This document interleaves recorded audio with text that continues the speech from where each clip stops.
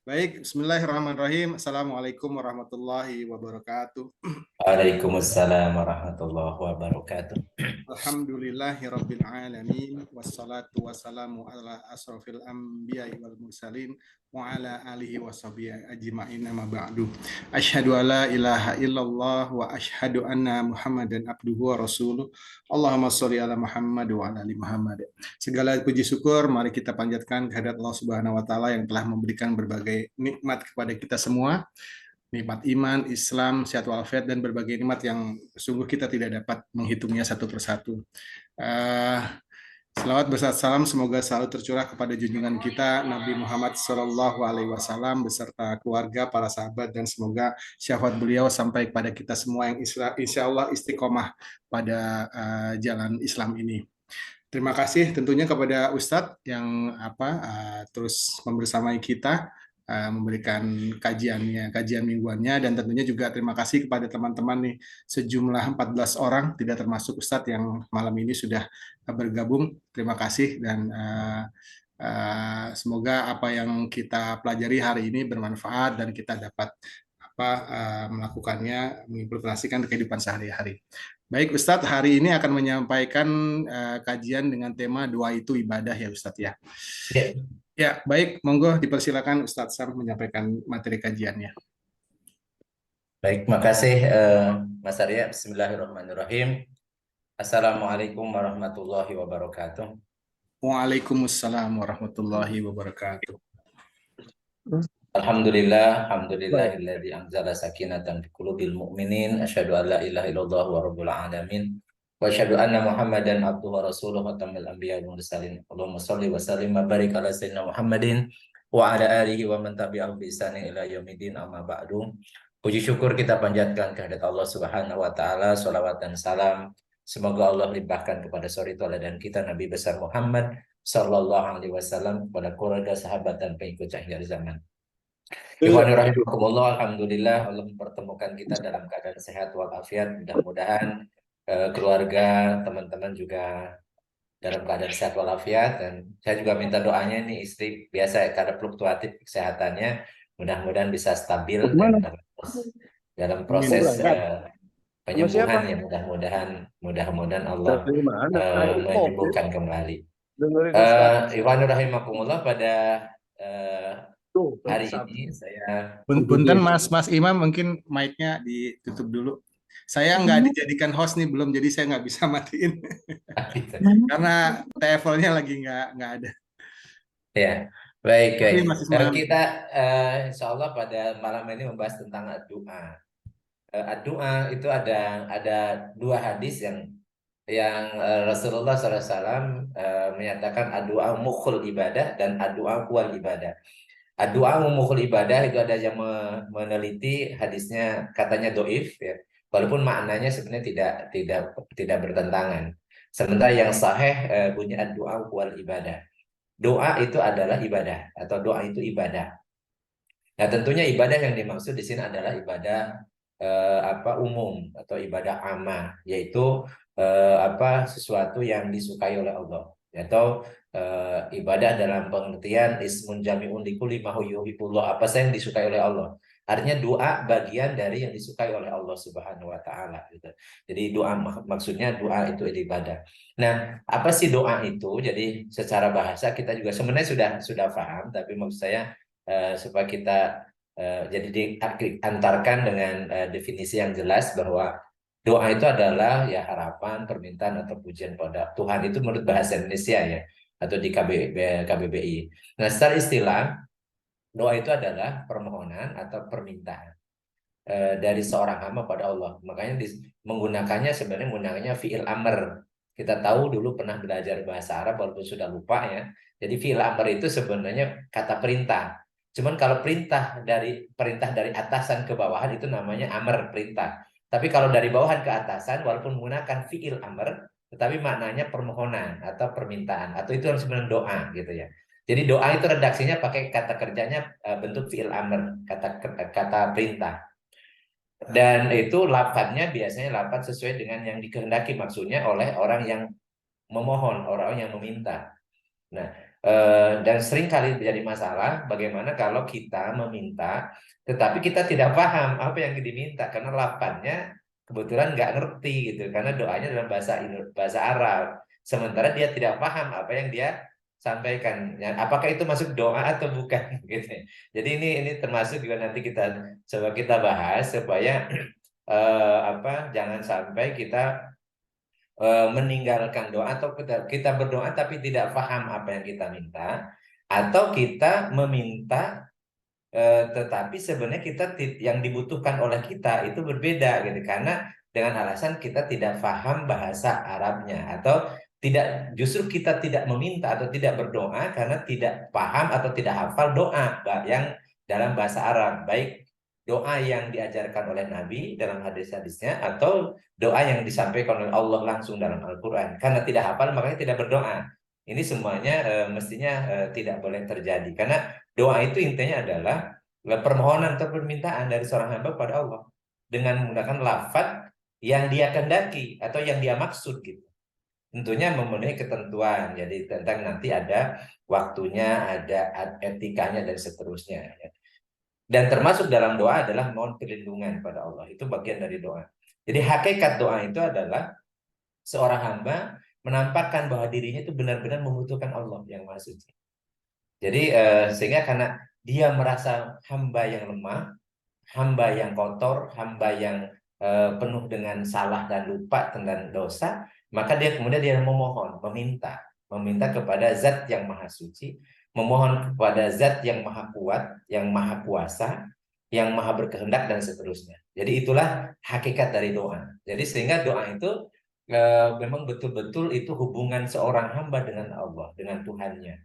Makanya itulah yang dimaksud dengan doa wal ibadah. Doa itu adalah ibadah. Ini dari segi definisi. Kemudian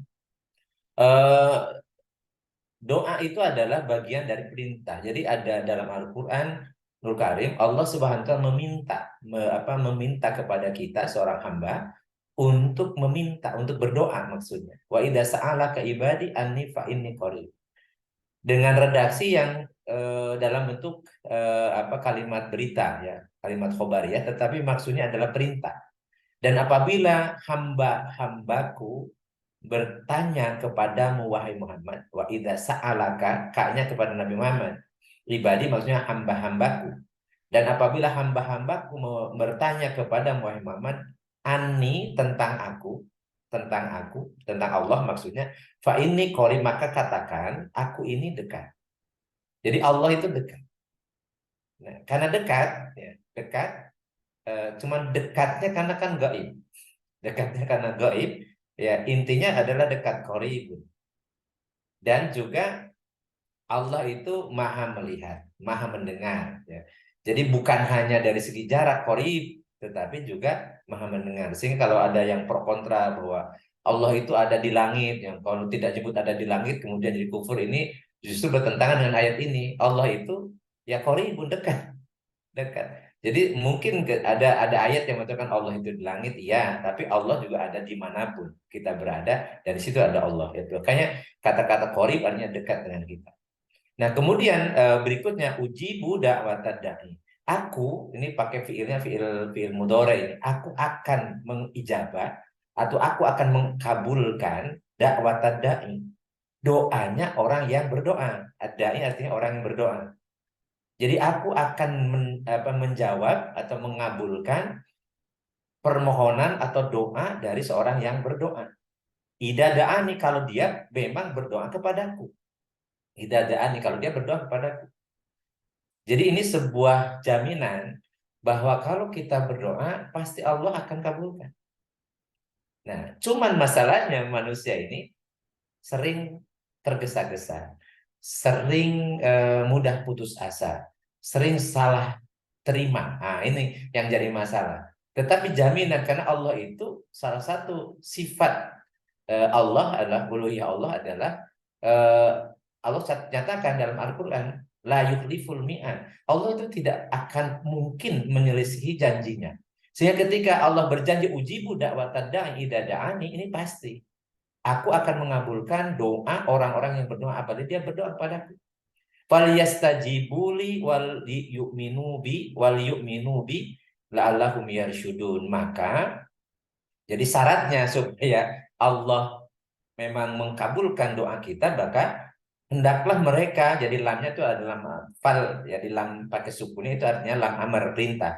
Maka mereka orang-orang yang berdoa itu harus memenuhi ya perintah-perintahku, wal yu'minu, dan mereka harus beriman ya kepadaku, la'allahum yarsyudun, agar mereka selalu dalam kebenaran, dalam rusydi atau dalam petunjuk.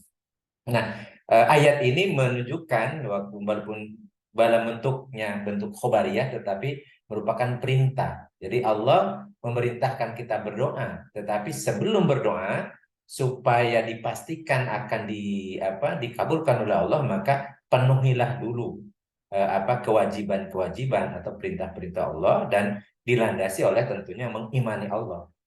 Jadi setelah beriman kemudian melaksanakan perintah-perintah Allah, maka berdoalah. Itulah sebenarnya ini penjelasan dari surat Al-Fatihah yang biasa kita sampaikan ketika kita sholat, iyyaka na'budu wa iyyaka nasta'in. Jadi na'budu dulu baru nasta'inu gitu. Jadi kita penuhi dulu, kita ibadah dulu, menghamba dulu kepada Allah. Beribadah dulu pada Allah, baru kemudian kita minta tolong. Jadi jangan dibalik, minta terus tapi ibadahnya enggak. Jadi harusnya na'budu dulu, hanya kepadamu kami menyembah, dan baru kemudian wa iyyaka nasta'in, dan hanya kepadamu kami mohon pertolongan. Nah, di dalam surat Al-Mu'minun ayat 60 atau Al-Ghafir 60, Allah berfirman, wa qala rabbukum ud'uni astajib lakum. Ini juga janji dari Allah.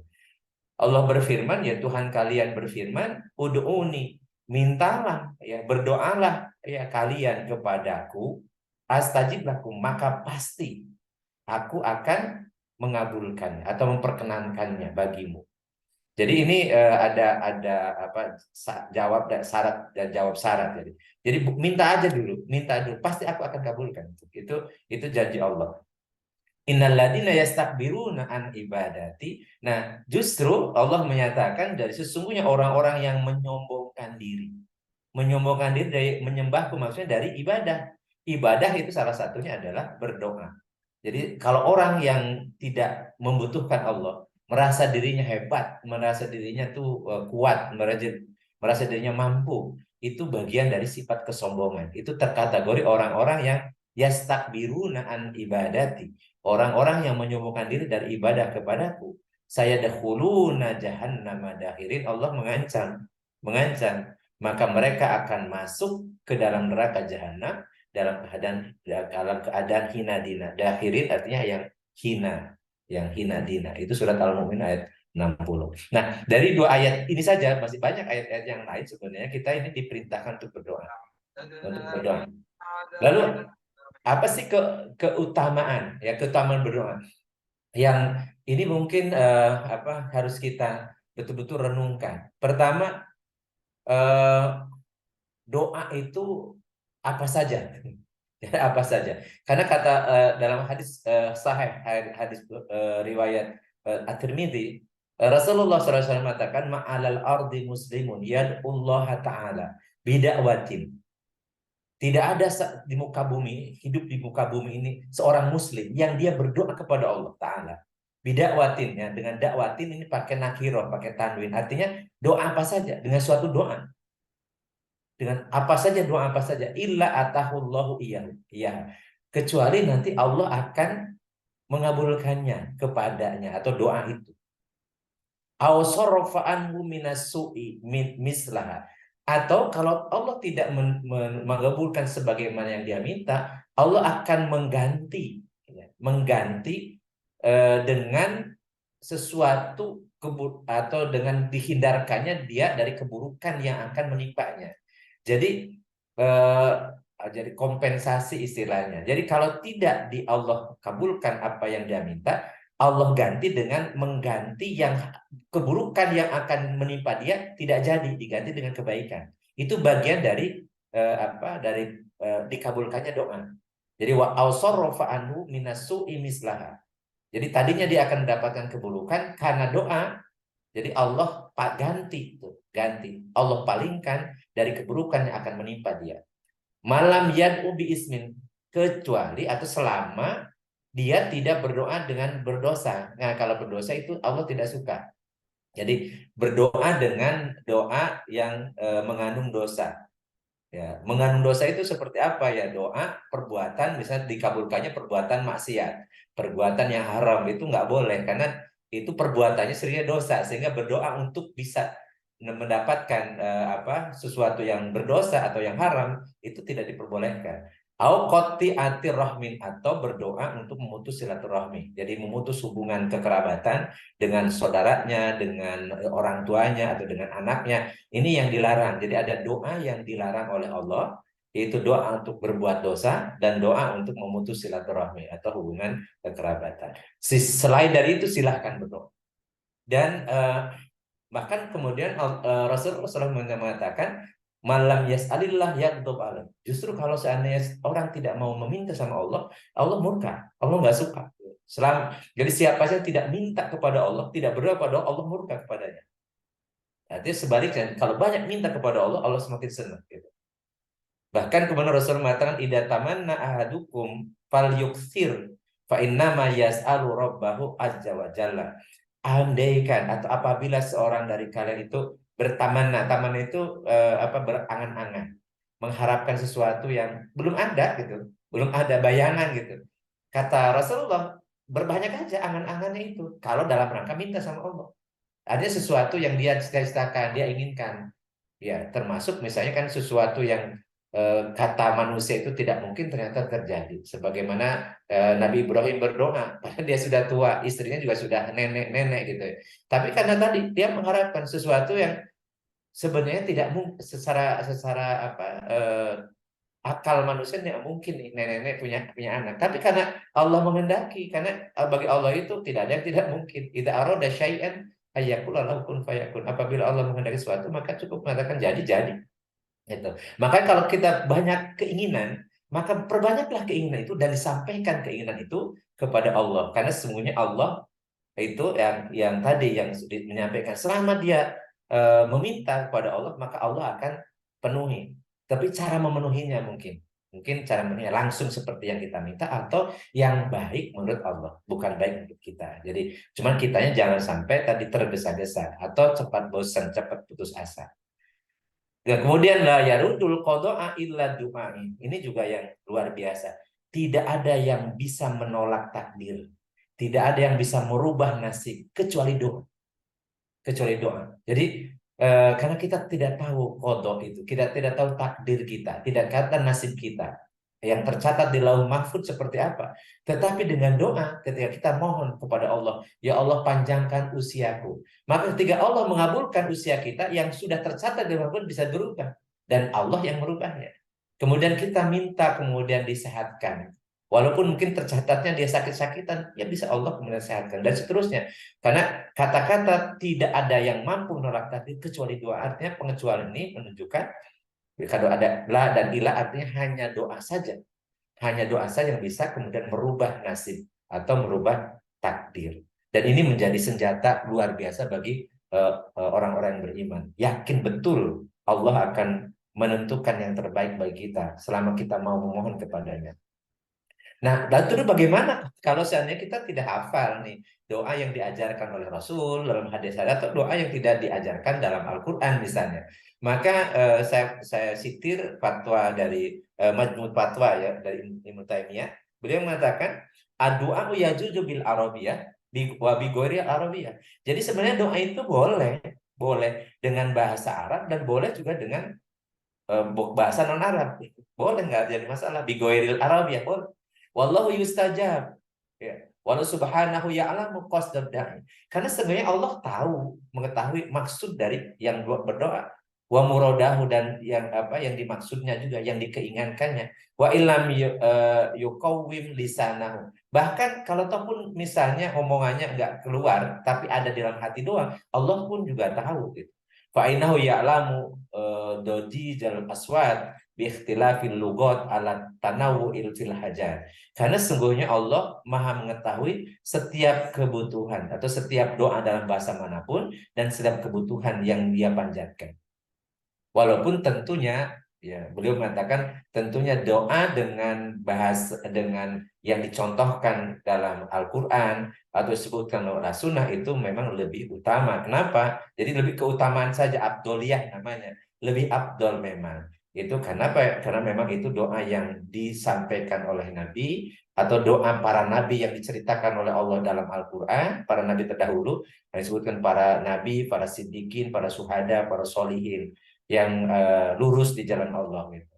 Tetapi kan tidak semua yang kita inginkan itu kita hafal doanya menurut Al-Quran ataupun hadis. Maka doa dengan bahasa kita itu tidak mengapa atau itu bagian dari juga ibadah, insya Allah. Nah, kemudian ini waktu-waktu mustajabah. Jadi biasakan kita mendawamkan doa setelah sholat wajib. Jadi jangan assalamualaikum langsung, usahakan kemudian kita wiridan dulu dan diakhiri ya atau penutup dari setiap sholat wajib kita itu dengan doa ya. Baik doa yang menurut rangkaian doa yang diajarkan oleh para ulama urut-urutannya boleh, atau kita memang yang kita hafal, atau yang kalau kita tidak hafal pun silahkan dengan bahasa yang kita pahami, dengan bahasa Indonesia atau bahasa Sunda atau bahasa Jawa, tetapi itu kita menyampaikan ungkapan apa yang kita butuhkan atau yang kita harapkan. Atau doa yang dijamin juga dikabulkan oleh Allah, yaitu sepertiga malam terakhir. Jadi sesudah sholat tahajud ya biasakan berdoa. Minta apa saja, termasuk ya minta tentang anak kita, tentang masa depan anak kita dan seterusnya. Dan tentunya yang paling utama adalah masa depan kita dan anak keturunan kita di akhirat kelak. Itu yang lebih utama karena itulah yang kekal selama-lamanya. Kemudian waktu menunggu sholat antara adzan dan iqamah. Jadi kalau kita intidor itu banyaklah doa sebelum iqamat, dari setelah terdengar adzan. Jadi sesudah sholat sunnah qobliyah misalnya. Atau ketika saat hujan turun ya. Hujan turun itu juga lebih ijabah. Atau hari Jumat misalnya. Ini beberapa dalilnya ya. Setelah sholat Jumat ya dalam surat An-Nisa ayat 103. Jadi Allah Subhanahu wa taala meminta kepada kita, wa idza qadaytumus shalah fadhkurullaha qiyaman wa qu'udan wa ala junubim. Dan kalau kalian sudah menyelesaikan sholat, maka zikirlah, ingatlah. Salah satu zikir adalah memohon kepada Allah. Jadi zikirlah kepada Allah baik dalam keadaan berdiri, duduk atau di pembaringan. Fa idza atmanantum fa aqimus shalah. Inna sholata kanat alal mu'minina kitaban mawquta. Dan kalau kalian sudah merasa aman, maka dirikanlah sholat sebagaimana biasa. Sungguhnya sholat itu adalah kewajiban yang ditetapkan waktunya atas orang beriman. Kemudian di sepertiga malam dalam hadis Rasulullah SAW beliau mengatakan yang zilu rabbuna tabaraka wa ta'ala kulla lailatin ila sama'i dunya. Jadi Tuhan kita tabarakallah wa ta'ala itu akan turun setiap malam ke langit bumi, ke langit dunia. Hina yabqa sulusul lail akhirah. Sampai kemudian pada sepertiga malam terakhir. Ya. Yaqulu, kemudian Allah berfirman, man yad'uni fastajiba lahu, man yas'alani fa'utiyahu, wa man yastaghfiruni fa'aghfira lahu. Allah berfirman, siapa yang berdoa kepadaku maka aku akan kabulkan dia. Barang siapa yang meminta kepadaku maka aku akan berikan kepadanya, dan siapa yang mohon ampun kepadaku maka aku akan ampuni kepadanya. Kemudian antara adzan dan iqamat dan juga saat turun hujan Rasulullah pernah bersabda, sintani ma turadani du'a'u ingdan nidai wa tahtal matori. Dua doa yang tidak akan tertolak atau paling tidak jarang ditolak oleh Allah SWT itu antara adzan dan iqamat serta doa ketika turun hujan. Atau selesai sholat pada hari Jumat, atau sholat subuh, habis sholat Jumatnya misalnya, atau bagi wanita misalnya habis sholat duhur, maka kemudian Rasul mengatakan fihi sa'atun la yuwafiquha abdun muslimun wa huwa qa'imun yusolli yas'alullah ta'ala syai'an illa a'tahu iya. Jadi di dalam sholat Jumat itu terdapat satu waktu yang kalau bertepatan seorang hamba muslim dan dia kemudian sudah menegakkan sholat ya, bukan dia minta kepada Allah sesuatu kecuali Allah nanti akan memberikan kepadanya. Dan ada juga doa orang-orang yang mustajab doanya. Yang pertama ya doa orang tua, ya. Orang tua untuk anaknya. Jadi makanya kalau kita masih punya orang tua, jangan lupakan minta doa, karena doa mereka itu mustajab. Doa orang sedang berpuasa juga mustajab. Doa orang yang sedang musafir dengan safar tapi bukan maksiat tentunya itu juga lebih diijabah. Atau doa orang yang dizolimi. Jadi, dizolimi tentunya itu mustajab kepada kalau doa itu keburukan akan menimpa kepada yang menzoliminya. Jadi Rasulullah SAW mengatakan salah sudah watin laturodu. Ada 3 doa yang tidak akan ditolak, yaitu dakwatul walid. Jadi itu doa orang tua, wada'watul shaim dan doanya orang puasa, wada'watul musafir dan doanya orang sedang musafir. Dalam hadis yang lain sebutkan dakwatil mustajabatun lasyaka dakwatul walida wa walidi wada'watul musafir wada'watul madlum. 3 doa yang diijabah yang tidak ada keraguan di dalamnya pasti dikabulkan oleh Allah adalah doanya orang tua, doanya musafir dan doanya orang yang terdolimi. Nah, kemudian yang tidak kalah penting nih, biasakan kita mendoakan orang lain. Jadi mendoakan orang lain, karena kalau kita ingin banyak didoakan oleh malaikat, maka banyaklah doa untuk orang lain. Rasulullah SAW mengatakan, "Mamin abdin muslimin yad'u li akhihi bidhahril ghaibi illa qalal malaku walaka bimisli." Jadi tidaklah ada seorang muslim yang mendoakan kebaikan bagi saudaranya sesama muslim tanpa sepengetahuan yang didoakannya, melainkan malaikat akan berkata, dan bagimu juga kebaikan yang sama. Jadi kalau kita ingin doakan, ingat malaikat itu, doa malaikat itu pasti mustajab. Kalau kita ingin banyak didoakan oleh malaikat, maka banyak-banyak mendoakan sahabat-sahabat kita, saudara-saudara kita, tentunya dengan kebaikan. Maka nanti malaikat akan mendoakan kita sesuai dengan doa yang kita panjatkan untuk sahabat atau saudara kita tanpa permintaannya. Atau Rasulullah SAW juga meminta ya bagaimana Rasulullah SAW mencontohkan dan bagaimana Rasulullah mendoakan ya. Dan kemudian kita biasakan itu di bagian dari zikir kita ketika habis sholat. Man istaghfarul lil mu'minina wal mu'minat kataballahu lahu bikulli mu'minin wa mu'minatin hasanatan. Jadi barang siapa yang meminta atau mendoakan ampunan bagi kaum mukminin mukminat, Allah akan menuliskan untuknya pahala sejumlah mukmin dan mukminah. Walaupun kita misalnya ya kita tidak melaksanakan ya amalan seperti orang-orang lain, tetapi karena kita biasa mendoakan mukmin mukminat, maka ada nanti pahala yang diberikan dari orang-orang yang kita doakan, walaupun mungkin tidak tahu namanya siapa, tapi nanti ada imbalan atau balasan dari Allah. Doa itu akan memberikan kebaikan kepada kita dari setiap mukmin yang kita doakan. Atau Rasulullah SAW juga dalam surat Al-Asr ayat 10, jadi orang-orang yang datang sesudahnya itu akan selalu berdoa, ya Rabbana ighfir lana wa li ikhwanina alladziina sabaquna bil iman wa la taj'al fi qulubina ghillan lil ladziina amanu. Ya Rob, kami berikan ampunan kami dan saudara kami yang telah beriman lebih dahulu dari kami, dan janganlah engkau membiarkan kedengkian dalam hati kami terhadap orang-orang yang beriman. Ini surat Al-Asr. Atau beberapa doa, misalnya doa yang bisa kita sampaikan ketika kita mendengar orang teman kita, sahabat kita sakit, misalnya ada satu doa, ya Allahumma rabbanas adhibil ba'sa ishfi anta syafi la shifaan illa anta sifaan la yughadiru saqama. Ya Tuhanku, Tuhan manusia, hilangkanlah penyakit, berikan kesembuhan, karena Engkau adalah penyembuh. Tiada yang dapat menyembuhkan penyakit kecuali Engkau, dan kesembuhan yang tidak menyisakan rasa sakit atau rasa nyeri. Atau kalau kita misalnya anak-anak kita jauh dari kita ya, maka biasakan ada doa, Allahumma mla'a qulubal auladina nuran wa hikmatan wa ahlihim liqabuli ni'matin wa aslihim wa aslih bihimul ummah. Ya Allah, penuhilah hati anak-anak kami dengan cahaya dan hikmah, dan jadikan mereka hamba-hambamu yang pantas menerima nikmat, dan perbaikilah diri mereka dan perbaiki pula umat ini melalui mereka. Artinya kita berharap anak kita menjadi yang memperbaiki, bukan justru menjadi perusak ya. Itu bagian dari doa. Atau Rabbana atina min ladunka rahmatan wa arina min amrina rasyada, seperti yang tercantum dalam surat Kahfi ya. Wahai Tuhan kami, berikanlah rahmat kepada kami dari sisimu dan sempurnakanlah bagi kami petunjuk yang lurus. Atau doa yang biasa, yaitu doa sapu jagat, Rabbana atina fid dunya hasanah wa fil akhirati hasanah wa qina adzabannar. Dan biasakan juga ketika ada orang yang minta doa, maka kita doakan, walaupun mungkin dengan WA. Jangan biasakan kemudian kita hanya menyatakan nge-share saja gitu ya, tanpa kita baca. Jadi memang antara tulisan dengan lisan itu hukumnya sama, tetapi yang diniatkan tentunya.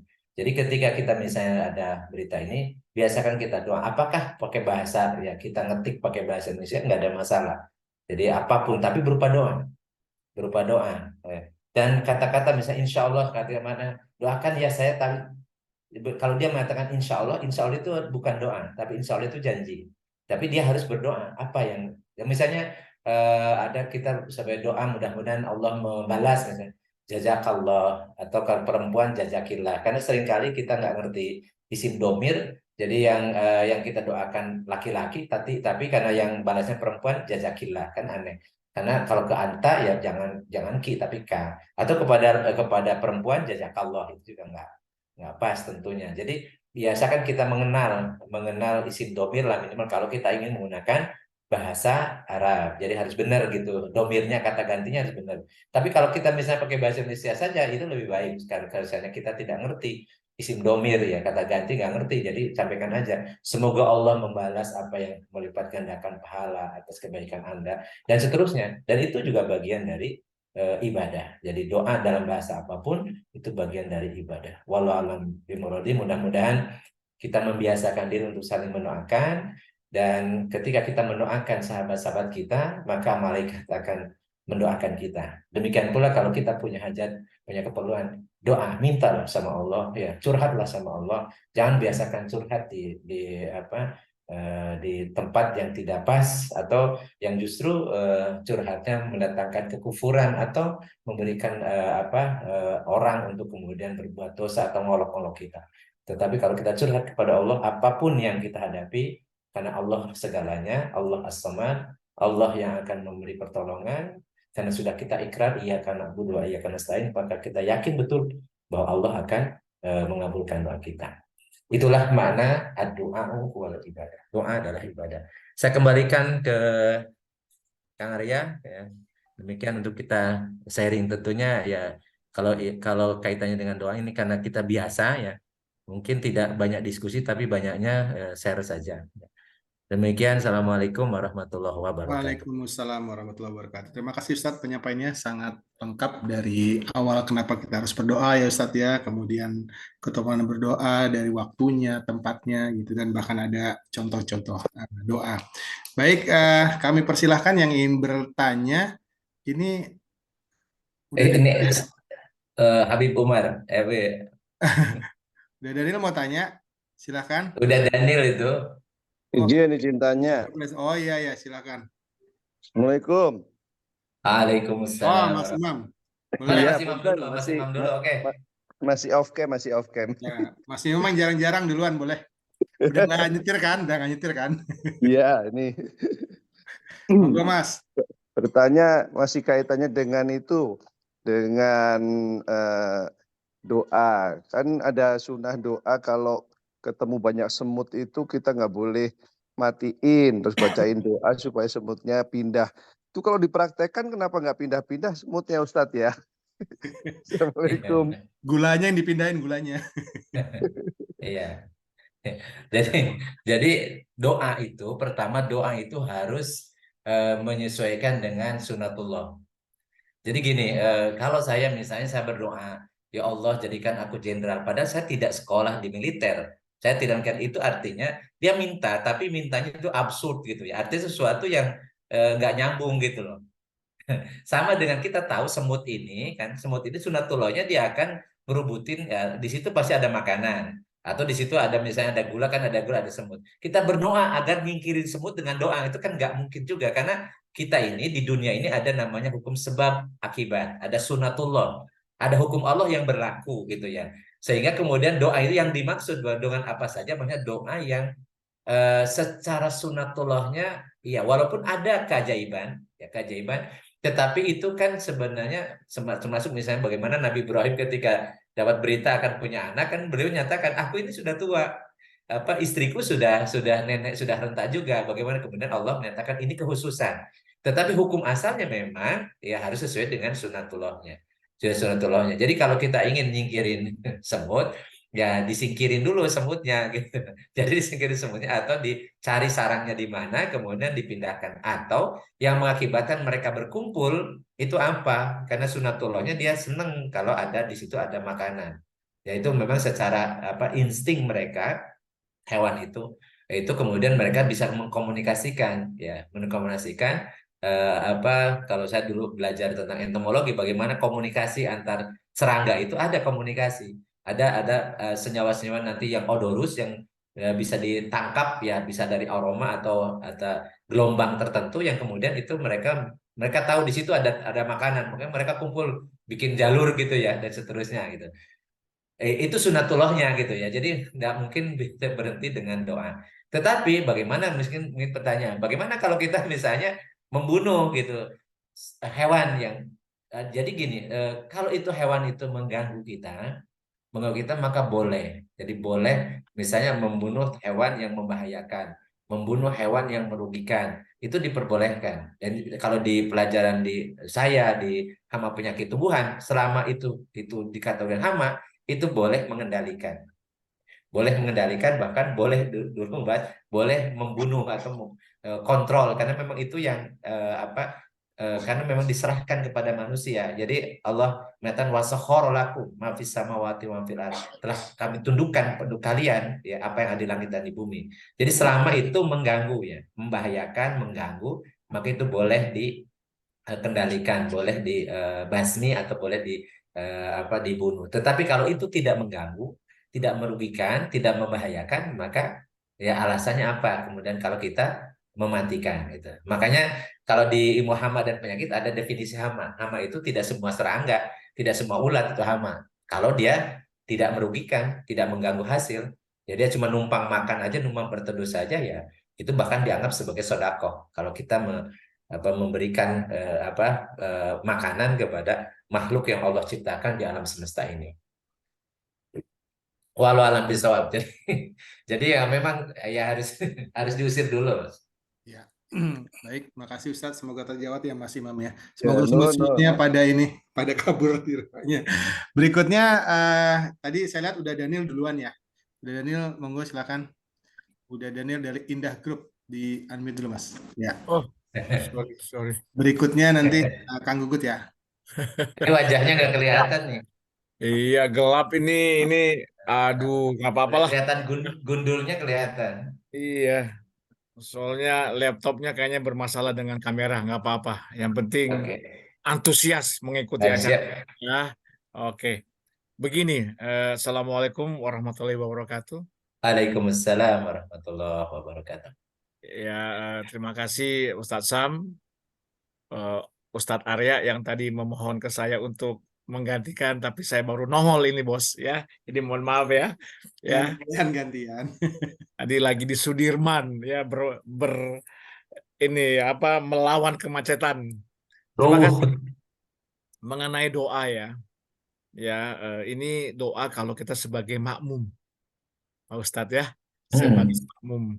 Ada yang kita dengar bahwa kita dengerin aja apa yang didoakan mengamini saja apa yang didoakan oleh imam itu insya Allah sama dengan doa kita gitu loh. Tapi kadang-kadang saya punya doa sendiri Ustadz ya.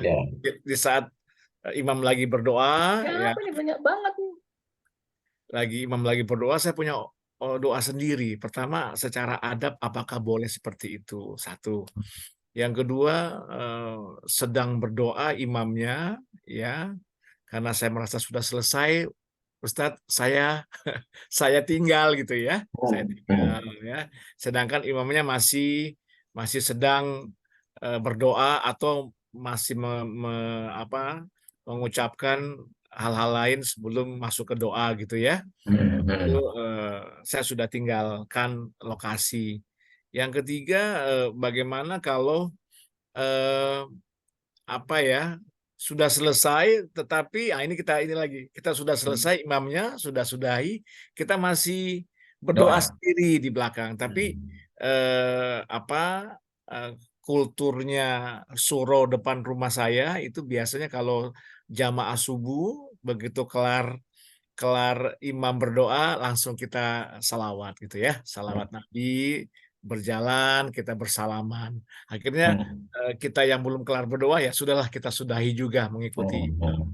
Nah, silakan dikomentari beberapa hal yang tadi saya sampaikan Ustadz. Terima kasih. Assalamualaikum warahmatullahi wabarakatuh. Waalaikumsalam warahmatullahi wabarakatuh.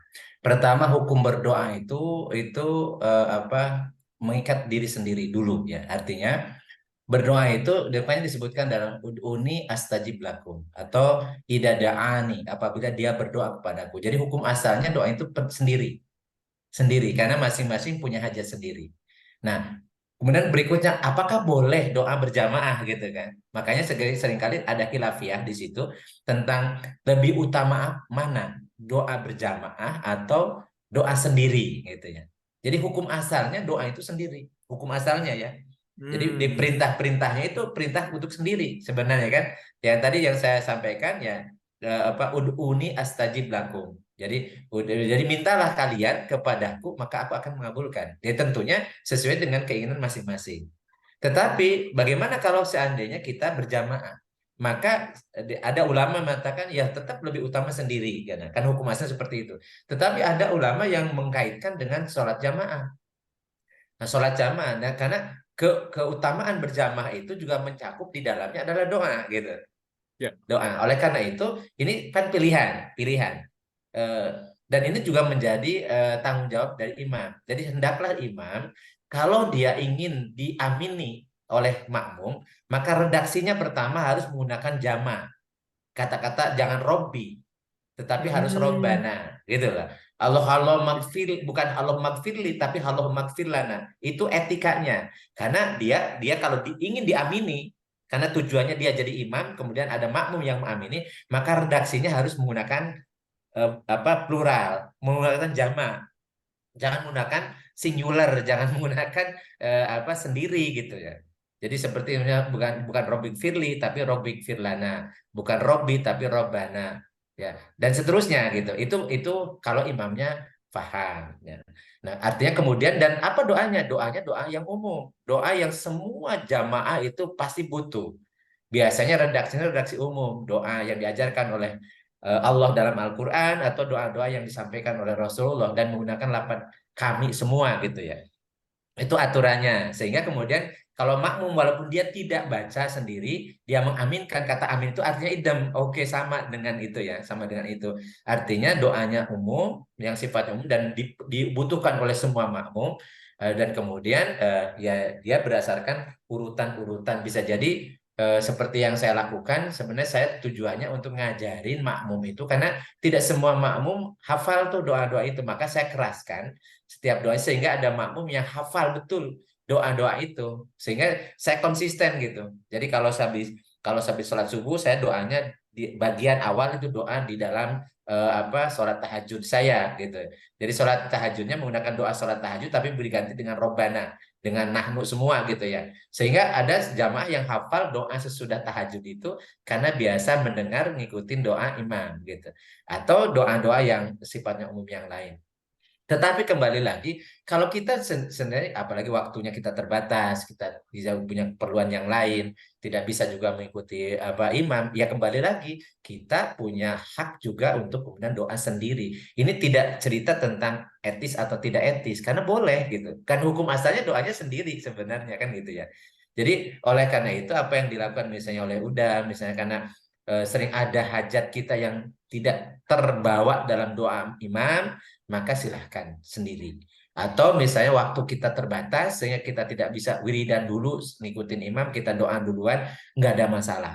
Kemudian kalau seandainya ini imamnya sudah selesai, kita masih ada doa yang kemudian masih belum kita panjatkan, maka silahkan lanjutkan doa. Ya. Walaupun etikanya kalau kemudian kita misalnya diajak salaman sama sahabat saudara-saudara kita, ya kita mendahulukan hak orang dulu.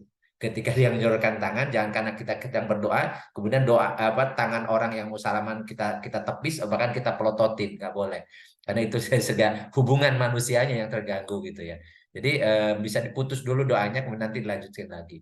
Intinya apa yang dilakukan oleh Uda, sudah oke, nggak ada masalah. Dan itu tergantung pilihan kita dan tergantung situasi dan kondisi. Karena tidak selamanya setiap orang itu punya kesempatan yang sama, punya hajat yang sama, dan seterusnya. Atau kepercayaan kita kepada imam yang memimpin doanya. Kadang-kadang imamnya juga antara bacaan doanya misalnya udah yang kita hafal nggak seperti yang dia baca misalnya. Panjang pendeknya, makhraj tajwidnya, dan seterusnya. Oke, karena alasan itu kemudian kita doa sendiri. Nggak ada masalah. Yang intinya adalah kita berdoa. Baik Ustadz. Saya pribadi kan masih polos lah ini ya. Ya, masih melihat masih ada kontroversial antara orang yang melanjutkan berdoa setelah selesai sholat dengan ada yang langsung pulang gitu ya. Malah ada waktu saya ikut sholat Jumat di mana Pulau Gadung ya, itu malah berani mengatakan ya, walaupun saya kurang setuju ya, bahwa mengatakan bahwa sesuatu yang dilakukan setelah sholat itu ya, termasuk berdoa, itu sesuatu yang ya bid'ah lah apa gitu ya. Ya, Ya, itu pandangan Ustadz bagaimana Ustadz? Kalau saya iya, lihat iya, itu baik ya berdoa ya. iya, Ya, ini iya. gimana Ustadz? Mohon maaf kalau Jadi agak gini, sedikit ini iya. ya. Jadi gini, doa berjamaah itu gimana bid'ah? Karena di dalam sholat pun kita biasa doa berjamaah kok. Begitu imam membaca surat Al-Fatihah, di ayat terakhir itu kan doa. Ihdinas siratal mustaqim, siratal ladzina an'amta 'alaihim ghairil maghdubi 'alaihim waladdallin. Apa jawaban makmum? Amin. Itu kan doa berjamaah. Kalau di dalam sholat saja disyariatkan doa berjamaah, kenapa sesudah sholat jadi bid'ah? Kan gitu ya. Belum lagi kemudian Rasulullah juga pernah mengaminkan doanya malaikat. Ketika malaikat berdoa, kemudian Rasulullah mengatakan amin, amin. Dan sebagian sahabat itu mengaminkan. Jadi doa dicontohkan oleh Rasulullah, bahwa kemudian sahabat yang mengaminkan. Artinya apalagi redaksi dalam Al-Quran doanya pakai menggunakan nahnu, kami, Robbana, Hablana. Itu artinya jama gitu. Kami gitu. Artinya secara redaksinya pun itu menunjukkan bahwa doa berjamaah. Sehingga tidak ada alasan apapun apalagi menuduh doa berjamaah itu bid'ah. Apalagi sama bid'ah dolah final. Itu melampaui pemahaman. Artinya memang dia mungkin nggak paham redaksi doa dan nggak paham bahwa dia biasa berdoa berjamaah. Karena setiap sholat pasti dia kalau dia jadi makmum dia mengatakan amin ketika imam mengatakan waladhdallin. Padahal redaksinya dalam surat Al-Fatihah itu doa. Kata ihdina itu doa. Ya Allah tunjukkan kami ke jalan orang-orang yang ke jalan yang lurus, maksudnya orang-orang istiqomah sampai wafatnya, yaitu siratal ladzina an'amta 'alaihim. Itu amin, itu doa berjamaah gitu. Itu di dalam sholat yang harus saklek letterlek apa adanya itu disyariatkan, apalagi sesudah salam. Karena sholat itu selesai begitu salam pertama. Assalamualaikum udah selesai. Maka sudah selesai salam, itu silahkan kalau misalnya lapar langsung makan boleh. Kemudian ngantuk langsung tidur boleh. Kemudian misalnya mau ke kamar mandi juga boleh. Mau salaman boleh, mau zikir lebih utama. Yang lebih utama apalagi redaksinya ada dalam Al-Quran. Jadi setelah kalian selesaikan sholat, maka kemudian berzikirlah kepada Allah, ya kuudan ya apa berdiri ya atau apa qaiman wa kuudan wala junubihim. Itu tadi yang saya sampaikan di ayat itu bahwa kita diperintahkan bahkan sesudah selesai sholat. Jadi orang-orang yang gampang mengatakan bid'ah pada sesuatu yang disyariatkan itu melampaui batasan kemampuan ilmunya. Atau yang menurut saya sih terlalu pandai gitu lah, terlalu pandai melebihi kapasitasnya ya sebagai seseorang yang itu maka tidak mungkin kemampuannya tidak seperti ulama terdahulu. Sementara ulama terdahulu juga tidak ada yang melakukan bid'ah doa sesudah sholat gitu ya, atau salaman sesudah sholat. Padahal sesudah sholat sudah salam pertama itu sudah selesai sholat, mau ngapain juga silakan, hukumnya boleh mubah. Apalagi kalau berdoa itu hukumnya disunahkan. Bahkan menjadi doa itu adalah al-ibadah. Jadi ibadah, bagian lanjutin ibadah. Baik. Wallahualam bishawab. Jazakallahu khairan, Ustadz. Enggak. Silakan Om Gugut, mangga atuh. Wes, serahkan ke ini dulu ke moderator dulu. Lanjut katanya. Itu Oke. lambangnya West Ham, hati-hati tuh, udah ada palungnya tuh kan, ya. Jangan-jangan di sebelah kanan ada aritnya tuh, hati-hati. Kita mah penggemar bola, pokoknya semua bola aja. Iya. Ayo silakan Kang. Ya lanjut Kang Gugut, silakan. Ya, Assalamualaikum warahmatullahi wabarakatuh. Waalaikumsalam. Jadi gini Kang, kan kita nih sering kali ya bukan sering lah, pernah lah sesuatu hari orang tuh menzoliminya keterlaluan, kadang-kadang ya namanya kerjaan gitu ya, sering kali dituduh gitu kan, kasarnya dituduh untuk sesuatu yang tidak pernah kita lakukan. Sampai pokoknya pokoknya sampai merusak nama baik lah, kasarnya kayak gitu loh kan. Nah, terus kan kita sebagai merasa terzolimi kan dengan posisi itu. Nah, sehingga saya kadang-kadang mendoakan. Nah, mendoakan itu seolah-olah balas dendam gitu loh kan. Apakah doa itu bisa diterima kayak gitu? Misalnya, semoga orang ini, waduh ini kurang ajar banget, semoga cepat mati aja tuh orang, kayak gitu kan kadang-kadang suka ada doa hal-hal yang kayak gitu. Nah, apakah doa yang seperti apa sih sebetulnya yang memang benar-benar dikabulkan dalam hal situasi kondisi pada saat kita merasa terzolimi yang paling aman? Apakah kita seolah-olah membalas kelakuan yang seperti itu lagi, ataukah kita akan mengembalikan itulah kurang lebih kayak gitu, Kang. Ya, betul. Terima kasih atas dunia. Ya, siap. Waalaikumsalam warahmatullahi wabarakatuh. Jadi sebenarnya bagi orang yang zolimnya ini menjadi kewaspadaan, karena doa orang yang terdolimi itu tanpa hijab, langsung dijabah oleh Allah. Itu jadi justru mestinya bagi yang mendoliminya itu. Nah, pertanyaannya, bolehkah kalau kita terdolimi kemudian mendoakan yang buruk? Kan, doa yang buruk. Ya. Bahkan kalau kita pahami tadi hati-hati dengan doa orang terdolimi, berarti sebenarnya memang sunatullahnya orang yang terdolimi pasti mendoakannya jelek. Kan gitu ya. Manusiawi gitu kan. Artinya boleh dia mendoakan sesuatu yang buruk kepada orang yang zolim kepada kita atau mendolimi kita. Dan Rasulullah SAW doa kunut nazilah itu hukum asalnya ketika beliau dizolimi, ketika beliau diminta ada utusan, ya diminta ada orang yang guru ngaji lah gitu. Ternyata setelah dipenuhi satu kabilah itu, ternyata di tengah jalan dibunuh. Jadi utusan yang dikirim oleh Rasul itu dibunuh. Jadi betul-betul mereka menzolimi Rasul luar biasa. Maka Rasulullah kemudian membaca doa kunut nazilah. Dan di antara redaksi kunut nazilah itu ya tadi bagaimana Rasulullah melaknat orang-orang yang berlaku zolim. Wa ahlikil kafarata wal musyrikin wa dammir a'da'ana a'da'aka wa a'da'adin. Jadi redaksinya itu ya Allah laknatlah, ya celakalah orang-orang, ya celakailah orang atau hancurkanlah orang-orang yang telah zolim, orang-orang kufur, orang-orang yang telah tadi berlaku ya menzolimi, membunuh orang-orang yang beriman gitu. Jadi di antara doa itu, dan kalau saya itu doa itu dimasukkan juga dalam rangkaian doa kunut subuh gitu. Jadi Allahumma ansur man nasaradin wahdul man qatalal mu'minin. Allahumma a'izzal islam wal muslimin wa ahlikil kafarata wal musyrikin wa dammir a'da'ana a'da'aka wa a'da'adin. Itu doa kunut nazilah. Dan Rasulullah itu mendoakan orang-orang yang menzolimi beliau. Ya, orang-orang yang memerangi beliau, orang-orang bikin fitnah kepada beliau gitu. Artinya memang ya kalau misalnya Kang Gubud dizolimi kemudian mengucapkan doa seperti itu, ya memang seperti itulah manusia. Maka justru yang harus kita waspadai, jangan sampai kita mendolimi orang lain sehingga orang lain itu berdoa buruk untuk kita dan kemudian pasti mustajab, pasti dijawab oleh Allah. Celakalah kita kan gitu ya. Iya. Celakalah kita. Jadi kalau posisinya misalnya Kang Gubud yang terzolimi, maka ya hak Kang Gubud mendoakan ya. Jadi apa gitu membalas keburukan ya, seperti itulah memang manusia. Ya katakan ada pepatah, semut pun kalau diinjak kan dia dia juga akan menggigit kan gitu ya. Jadi dan selemah-lemahnya perlawanan kepada kezoliman orang kan doa.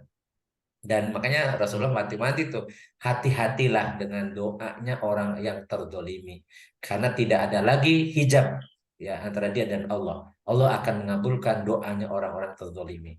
Artinya waspada kalau dia berlaku zolim, pasti nanti akan menimpa kezolimannya kepada diri dia sendiri akibat doa dari orang-orang terdolimi. Kita bisa bayangkan tuh, berapa ribu kepala keluarga yang terusir dari tempat tinggalnya, kemudian mereka berdoa, maka doa itu akan makbul, diijabah oleh Allah, akan menimpa orang-orang yang mengusir dia dari rumahnya.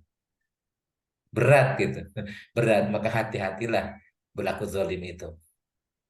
Jadi itu kemungkinan dalam hal misalnya ya, tadi yang kata Kang Sam itu, Kang Ustadz itu bilang kalau sampai orang sekian banyak itu merasa terzolimi dari orang itu, kemungkinan besar terbalasnya dengan cara yang kadang lebih menyakitkan, itu sangat-sangat memungkinkan jadinya gitu kan. Iya, iya kan janjinya Rasulullah seperti itu, nyampaikan Rasulullah kan seperti itu, hati-hati doa orang yang terzolimi. Di antara orang yang dijabah, dikabulkan doanya adalah salah satunya adalah orang yang terzolimi. Dan kalau semakin banyak orang terzolimi, berarti semakin banyak doa yang akan dikabulkan. Kita bisa merasakan, memang mungkin tidak kelihatan, tapi ketahuilah kesulitan atau kesengsaraan orang-orang yang tadi zolim itu bukan hanya nanti di akhirat, bukan hanya nanti di alam barzah, tetapi di dunia pun mereka sengsara. Orang-orang yang hidupnya nggak berkah, hidupnya ada istilah istijrod. Kita sudah pernah membahas istijrod, yang seperti di los ya, seperti enak macam-macam, tapi dia hidupnya sebenarnya sengsara. Ya, orang zolim itu biasanya tidak didekati, tidak disenangi. Dan ya sanksi sosial itu sebenarnya yang paling berat. Bagaimana kalau dia zolim ke tetangga, ke saudara macam, dia dijauhi.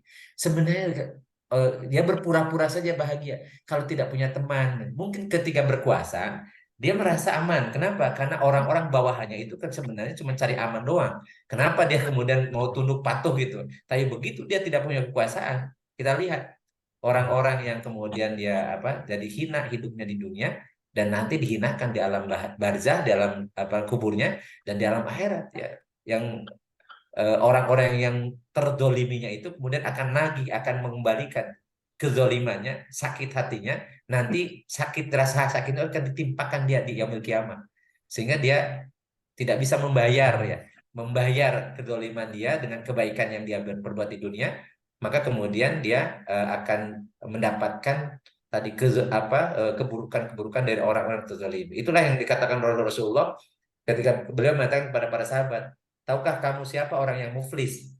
Muflis itu orang yang bangkrut.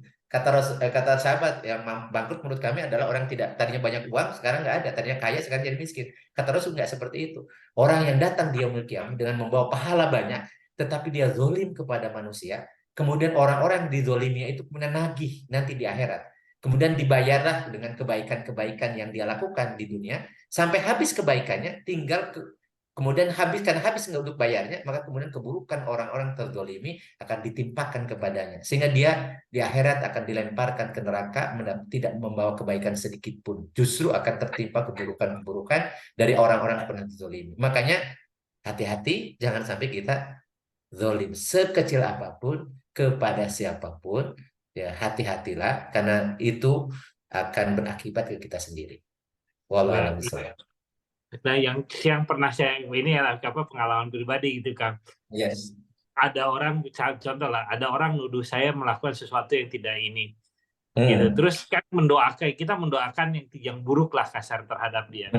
Artinya, nah cuman sayangnya sebelum dia sempat mengakui ini, orang itu sudah meninggal duluan gitu loh Kang. Nah, apakah kita tetap mendoakan dia supaya Allah maafkan terhadap ininya, atau kita tetap mendoakan dia yang buruk tadi gitu loh Kang? Karena itu masih dendamnya tuh kan sakitnya luar biasa gitu. Kalau dia sebaiknya maafkan. Makanya ketika ada orang meninggal, salah seorang dari anggota keluarganya nyampaikan di depan umum itu ya, mohon dimaafkan, macam itu mestinya ya kita memaafkan. Kenapa?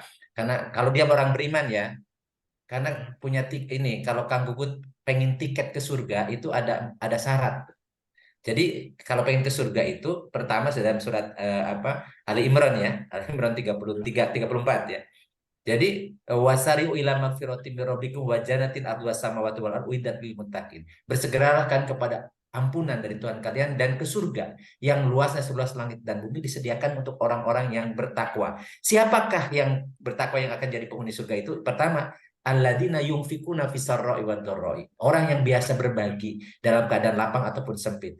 Wal kadhiminal ghaidh, dan orang yang biasa menahan marah. Wal afina anin nas, dan yang orang yang memaafkan manusia. Wallahu yuhibbul muhsinin, dan orang yang Allah mencintai orang berbuat baik kepada orang lain. Jadi kalau misalnya kita pengen punya tiket ke surga, mesti harus ini. Jadi salah satunya tiketnya adalah afina anin nas, memaafkan orang. Apalagi dia sudah meninggal.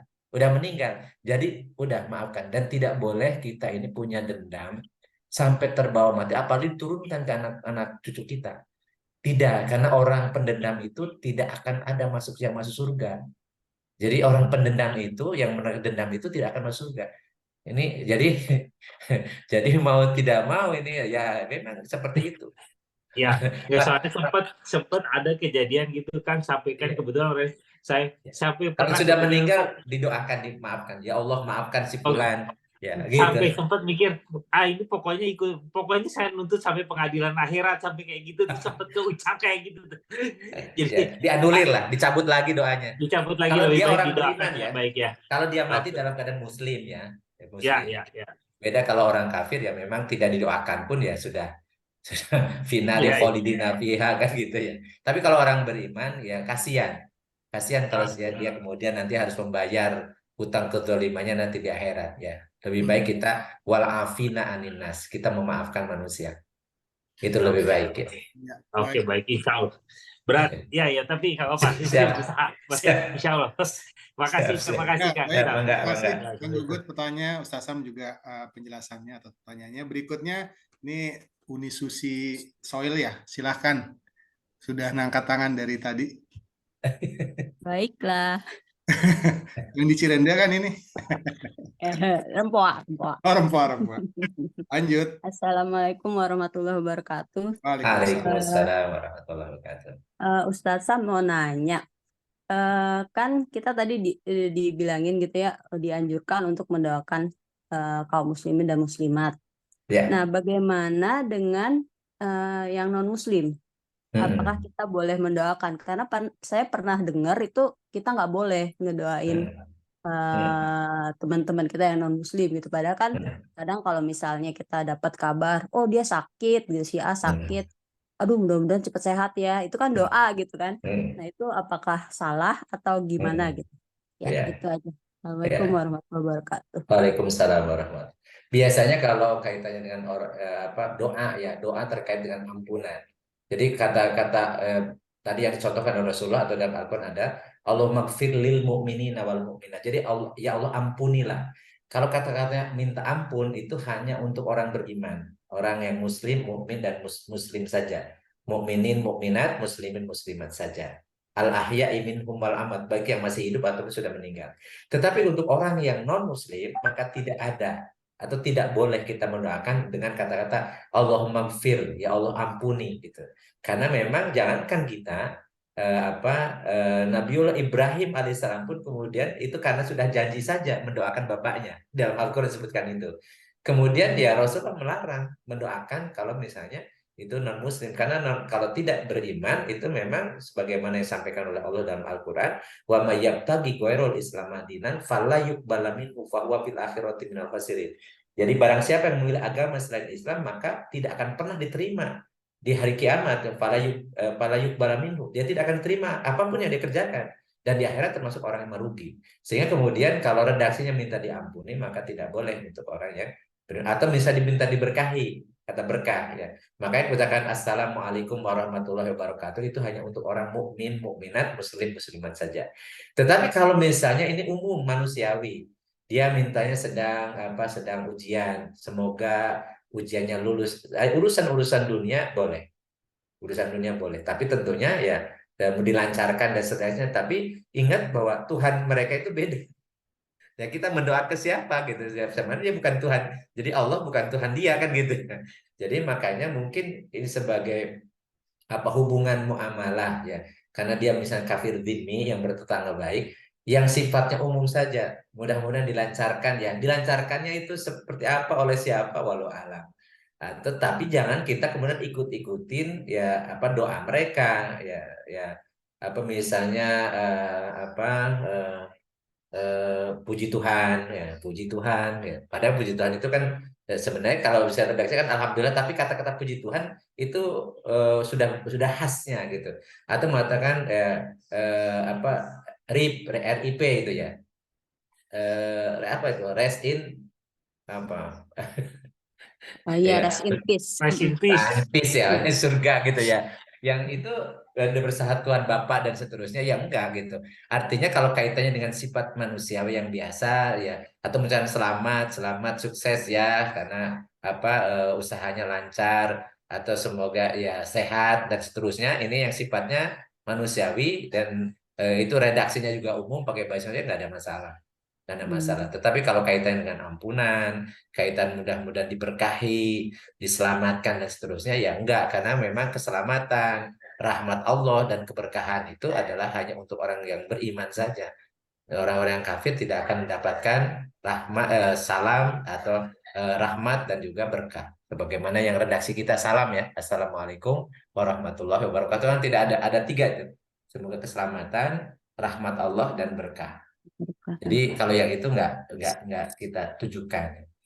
Pertanyaan juga ada, bagaimana kalau kita mendengar orang yang meninggal ini orang non Muslim, kemudian apakah kita boleh mengucapkan innalillahi? Ingat, innalillahi wa inna ilaihi raji'un itu bukan doa. Innalillahi wa inna ilaihi raji'un itu istirja namanya. Jadi justru mengingatkan kita sesungguhnya kita milik Allah dan kita akan kembali pada Allah. Jadi tidak ada hubungan dengan orang yang meninggalnya. Nah, yang nggak boleh itu begitu kita mengatakan innalillahi, yang non muslim kita mengatakan Allahumma gfir lahu, lagi atau Allahumma gfir laha, ya enggak lah. Nah, kan dia bukan beriman. Jadi kalau sebatas innalillahi wa inna ilaihi raji'un itu ya nggak ada masalah karena bukan doa, itu bagian dari atau istirja. Jadi untuk mengingatkan kita justru siapapun yang meninggalnya kan itu. Nah, kalau yang meninggal terus semoga dia mendapat tempat terbaik gitu. Nah, itu juga terbaik. Di sisi siapa? Terbaik di sisi siapa? Di sisinya. Jadi menurut saya gini, jadi pinter-pinter memilih kata yang itu sifatnya netral dan umum orang pahami ya tadi ya. Mungkin kalau saya ya biasanya turut berduka cita, ya semoga keluarga diberikan kesabaran, selesai. Nah gitu ya. Jadi kan sifatnya sifat umum ya. Sifat umum. Jadi tidak ada hubungannya dengan yang meninggalnya. Semoga mendapatkan tempat yang mulia atau pakai almarhumah. Ingat, ini kata-kata almarhumah itu sebenarnya berat. Jadi almarhum itu disebutkan akan isim maf'ul ya dari kata rohima, yarhamu. Yang menyayangi itu rohim, yang disayangi almarhum. Pakai alif lam lagi. Itu sebenarnya suatu kepastian disayangi oleh Allah di yaumil kiamah. Jadi itu kan tidak pas sebenarnya kalau digunakan untuk orang kafir. Tapi kan sekarang itu kata almarhum itu dianggap orang meninggal ya, udah biasa almarhum. Padahal almarhum itu kata-kata yang melekat dengan keimanan. Orang-orang yang bahkan para ulama tidak menggunakan kata almarhum, tetapi menggunakan kata kerjanya rahimahullah. Semoga Allah merahmati gitu ya. Jadi bukan almarhum itu pasti disayangi oleh Allah karena isim maf'ul itu. Tapi ya ini kan udah pakai bahasa Indonesia itu masalahnya. Dengan makna yang dimaksud oleh bahasa Indonesia. Maksudnya almarhum itu dan orang sudah meninggal kan gitu. Artinya bukan orang yang disayangi Allah, bukan kata almarhum menurut bahasa Indonesia itu kan.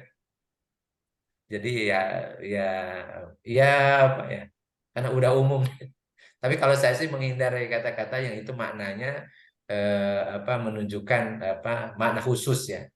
Lebih baik kita menggunakan redaksi pilihan kata, apalagi bahasa Indonesia ya. Banyak pilihan-pilihan kata yang sifatnya itu yang sifatnya umum, mendoakan hal yang umum gitu kan. Itu banyak.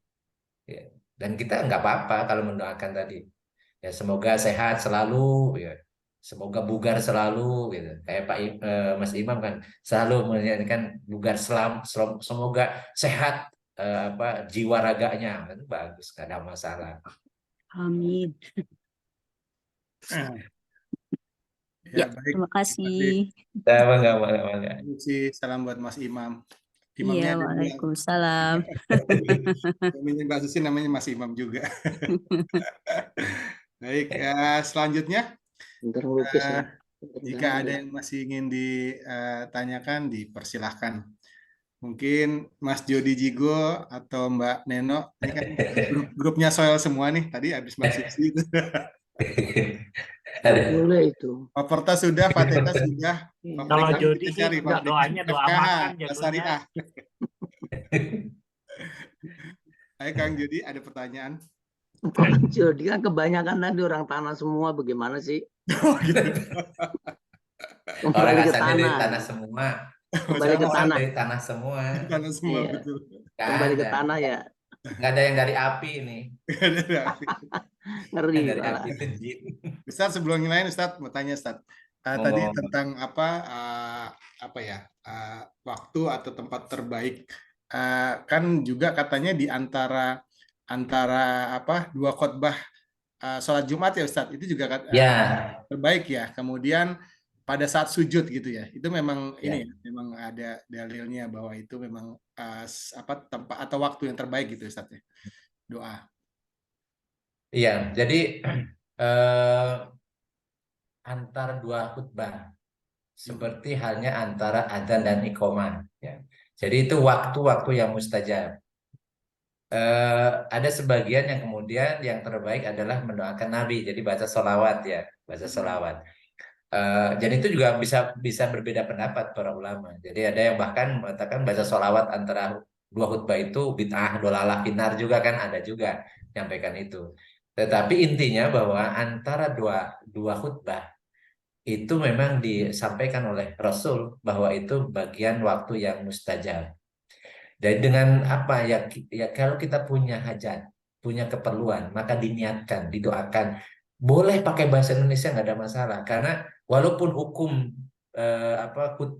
dua khutbah Jumat itu menggantikan dua rakaat sholat duhur, tetapi itu bukan identik dengan sholat. Artinya kalau kita ngomong tapi ngomongnya dalam bentuk doa itu boleh. Yang nggak boleh itu kita ngobrol, jadi berinteraksi dengan orang lain itu nggak boleh. Jadi makanya Rasulullah SAW menyampaikan faida sohib waida khotobal khotibu alal mimbar fala tatakalam wa ma yatakalam faqad lago wa man lago fala jum'atalah. Jadi ketika khotib ada di lagi khutbah di atas mimbar, maka tidak boleh kalian berkata-kata. Maka barang siapa berkata-kata ketika khotib di atas mimbar khutbah, maka faqad lago, dia telah melampaui batas. Waman lago fala jum'atalah, dan kalau melampaui batas maka dia tidak dianggap sholat Jumat, jadi tidak ada pahala Jumatnya. Itu yang nggak boleh tuh kita bermutakalim, jadi bercakap-cakap, ngobrol gitu ya, ngobrol. Bahkan nyuruh berhenti ngobrol pun nggak boleh gitu. Tetapi kalau kita curhatnya dengan Allah, artinya ngobrol dengan Allah itu namanya doa atau dzikir ya, itu bahkan disunahkan. Jadi disunahkan kita senantiasa refleksi diri ketika kita mendengar khutbah. Cuman banyaknya kalau kita khutbah kan pada tidur ya. Ya, pada itu sampai yang ngorok gitu ya. Karena khutbahnya juga lembut. Padahal khutbah Jumat itu harusnya tegas kan. Seperti panglima perang sedang komandoi tentaranya di medan perang kan harusnya kayak gitu. Jangan sampai khutbah udah lama terus mendayu-dayu, sementara orang ini sudah capek habis makan siang, udah. Jadi akhirnya kemudian tidur. Makanya ada pertanyaan, kalau pas khutbah tidur apakah diingat dinilai sholat Jumat? Padahal kan dua khutbah itu menggantikan dua rakaat sholat duhur. Ini berarti sholat duhurnya sama dengan dua rakaatnya karena tidur ketika dengan khutbah. Atau sengaja dia datangnya terlambat setelah khutbah selesai baru kemudian sholat. Apakah dinilai sholat Jumat? Dan seterusnya, yaitu sekarang itu sangat mungkin. Atau ketika khutbah Jumat dia mainin HP. Jadi kemudian dia chattingan atau macam-macam gitu ya. Yang ini ya memang karena kebodohan. Jadi umat ini karena ketidaktahuan seringkali kemudian dia tahu nggak boleh sebenarnya kalau lagi khutbah dia tidur. Atau kalau ketiduran memang dia di luar kemampuan kan. Tapi kalau sengaja memang niat tidur ya beda lagi gitu. Jadi dan maksudnya khutbahnya tidak boleh lama-lama. Khutbahnya juga harus to the point dan harus menjaga agar jamaah mendengar gitu, mendengar khutbahnya. Jadi jangan panjang lebar sampai kemudian orang pada tidur, nggak boleh ya. Yaitu kata Rasulullah tanda kedalaman ilmu seseorang itu dengan memendekkan khutbah, memanjangkan sholat. Jadi bacaan sholatnya yang panjang, tapi khutbahnya pendek. Artinya ya cukup 15 menit khutbah, kemudian 15 menit sholatnya. Jadi setengah jam sholat Jumat itu udah cukup. Nah, kalau di antara dua khutbah itu kemudian dengan doa, maka itu disunahkan. Dan itu malah lebih mustajab. Dan apa ya doanya? Doanya sesuai dengan hajat kita. Kalau kita punya keinginan, punya hajat, doa antara dua khutbah itu silakan pakai bahasa apapun. Dan tidak dinilai sebagai bercakap-cakap, karena dengan Allah ya, curhat dengan Allah. Ya. Jadi walaupun dengan bahasa Indonesia. Gitu. Apakah kemudian didaharkan? Yang boleh didaharkan. Dan tapi Allah juga tahu apa yang dalam hati. Tapi memang doa itu memang harusnya didaharkan. Walaupun didaharkan tetapi hanya kedengaran sendiri. Karena kalau dikencangkan ya terganggu kiri kanan kita ya. Kiri kanan depan belakang kita terganggu ya tentunya disirkan. Kita yang punya hajat. Misalnya kita punya ini, ya Allah, mudah-mudahan ekspor kopi bulan depan dilancarkan ya Allah gitu. Kata Kang Gugut, it's okay. Boleh nggak? Amin. Boleh, boleh, nggak ada Kita masalah. aminkan. Amin. Amin. Boleh ya. Ya. Tapi memang sebaiknya memang yang dicontohkan oleh Rasul, yaitu itu afdoliyahnya ya. Tapi dari bolehnya pakai bahasa Indonesia boleh. Kalau hajat kita memang kita tidak hafal kalau doanya dalam bahasa Arab atau yang dicontohkan oleh Rasul atau dalam Al-Quran, boleh dengan bahasa kita. Demikian pula kalau sholat lagi sholat, memang kalau sholat nggak boleh pakai bahasa Indonesia kalau lagi sholat. Makanya kalau ini maksud doa di dalam sujud itu ketika sholat sunnah, Tapi kalau sholat wajib untuk menjaga apalagi berjamaah, maka kita ngikuti makmum atau ngikuti imam, atau imam harus juga menyadari bahwa di belakang itu jangan sampai lama-lama, jangan sampai imam sujudnya lama sampai kemudian makmumnya bubar. Itu nggak boleh. Nggak boleh.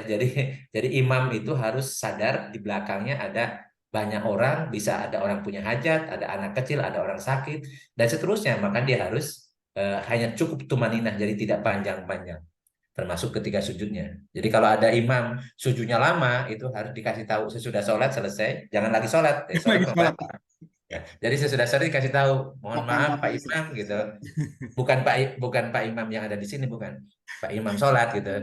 Jadi mohon jangan panjang-panjang karena ada orang yang punya hajat, orang yang anak kecil, ada yang sakit dan seterusnya gitu. Jadi dipendekkan aja.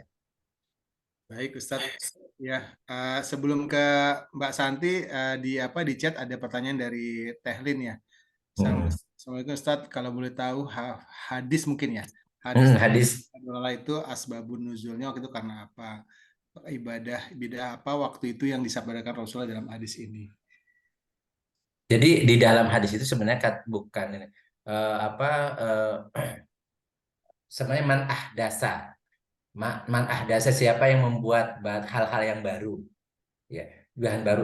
Bahan baru di situ maksudnya sebenarnya dalam masalah agama, ya, masalah agama. Jadi bid'ah yang dimaksud adalah bid'ah dalam masalah agama yang sudah pasti hukumnya.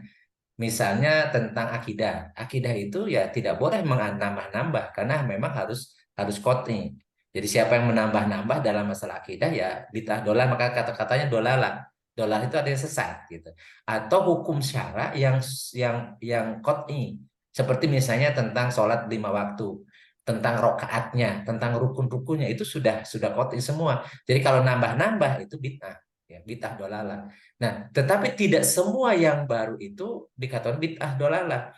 Karena kata kullu bid'atin, kata kullu itu ternyata kalau kita belajar bahasa Arab ya, di dalam surat Al-Kahfi itu ada yang dilakukan oleh Nabi Khidir, sebutkan.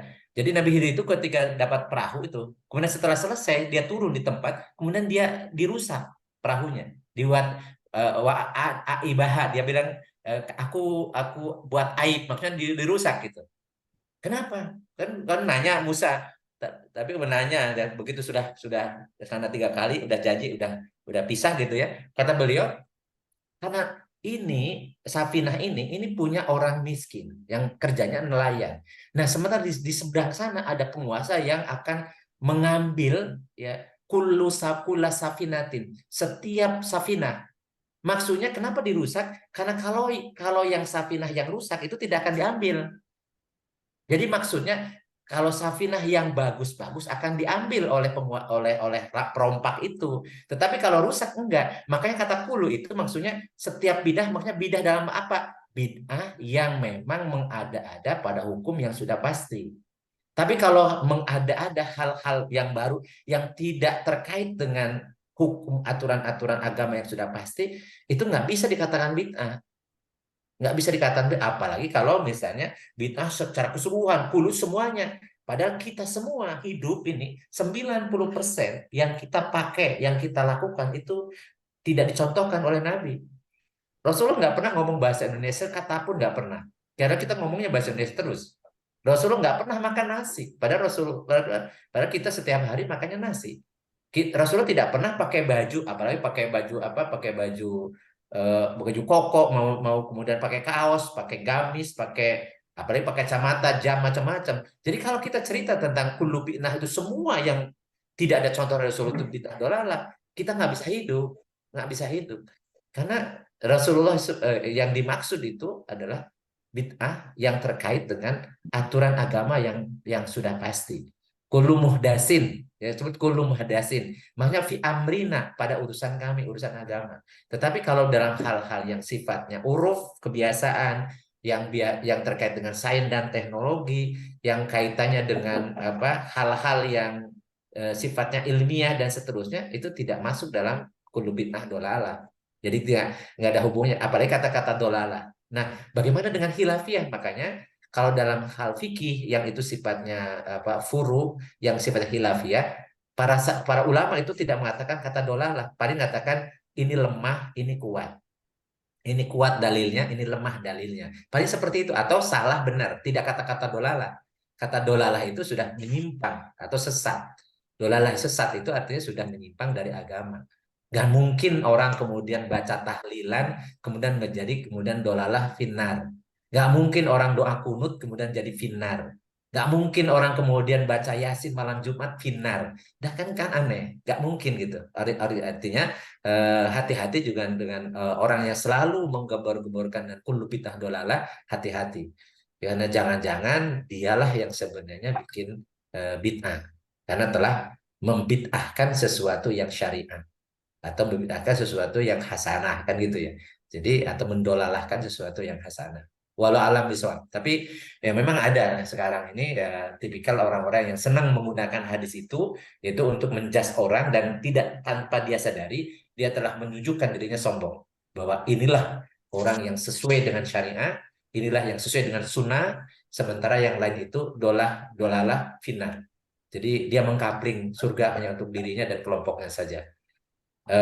Dia akan diminta pertanggungjawaban oleh Allah atas sikap itu, karena Rasulullah tidak pernah mengajarkan itu. Bahkan Rasulullah itu mengapresiasi kalau orang berbuat baik, sampai Bilal bin Rabah itu dipanggil oleh Rasulullah, ya Bilal, aku mendengar terompahmu ada di surga, apa yang kau kerjakan? Kata Bilal, ya Rasul, aku setiap buat batal aku wudhu, dan setiap habis wudhu aku sholat 2 rakaat, namanya syukrul wudhu. Dan Rasulullah memujinya. Ya, jadi karena tentu Rasulullah ngajarin bagaimana bersyukur ketika dia habis wudhu dan bagaimana menjaga wudhu, gitu. Jadi tidak otomatis setiap yang dilakukan yang tidak dicontohkan oleh Nabi kemudian bid'ah. Kalau itu misalnya di statement itu, berarti Al-Quran, mushaf Al-Quran itu bid'ah. Karena Rasulullah tidak pernah membukukan Al-Quran, dan Al-Quran dibukukan pada masa Khalifah Utsman bin Affan. Gitu. Apakah kita berani mengatakan bahwa Al-Quran adalah bid'ah? Ada tidak dicontohkan oleh Nabi, gitu. Kan jadi kemana-mana jadinya kan. Apakah kita mengatakan para sahabat ahli bid'ah atau Umar bin Khattab ahli bid'ah, atau yang ketika sholat taraweh berjamaah yang Rasulullah tidak berjamaah, gitu kan, dan seterusnya. Banyak hal yang memang itu kemudian bisa salah, artinya kemudian penyimpangan terhadap makna bid'ah dolalah finnar. Wallahualam bishawab. Baik, Ustaz, terima kasih Tahlin pertanyaannya. Selanjutnya Mbak Santi Ratnadi yang sudah angkat tangan, dipersilahkan. Assalamualaikum Ustaz. Waalaikumsalam.